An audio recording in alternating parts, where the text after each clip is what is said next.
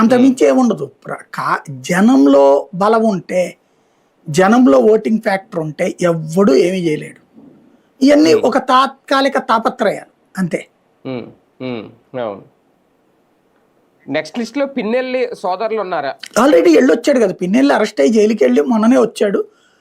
ఇప్పుడు మళ్ళీ ఈ కేసు యాక్చువల్గా అయితే ఆ కేసే తప్పు కేసు. ఎందుకంటే ముందు ఎస్పీనే వీడియో రిలీజ్ చేశారు, అది ఈ గొడవ వాళ్ళిద్దరి మధ్యన అన్నటువంటి.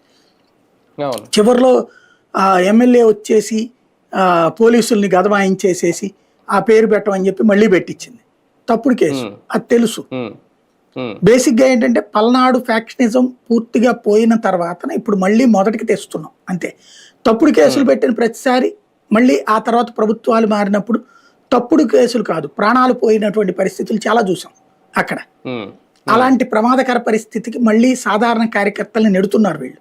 నాయకుల స్వార్థం కోసం గ్రౌండ్ లెవెల్లో కార్యకర్తల్ని ఘర్షణ వాతావరణాల్లోకి నెడుతున్నారు, మళ్ళీ అభద్రతని సృష్టించుకుంటున్నారు వీళ్ళు.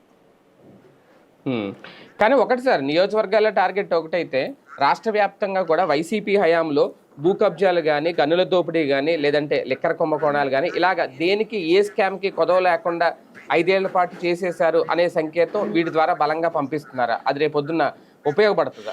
చేస్తారు ఖచ్చితంగా. ఇప్పుడు ప్రభుత్వానికి తెలుగు అధికారంలో ఉన్నప్పుడు, విపక్షంలో ఉన్నప్పుడు అదే ఆరోపణ చేసింది తెలుగుదేశం. విపక్షంలో ఉన్నప్పుడు కూడా అదే ఆరోపణ చేసింది కదా, మీరు తినేస్తున్నారని. మీరు ఆల్రెడీ తినేశారని వైసీపీ మీకు కూడా తెలుగుదేశం మీద అదే ఆరోపణ చేసింది కదా. ఇప్పుడు తింటున్నారు.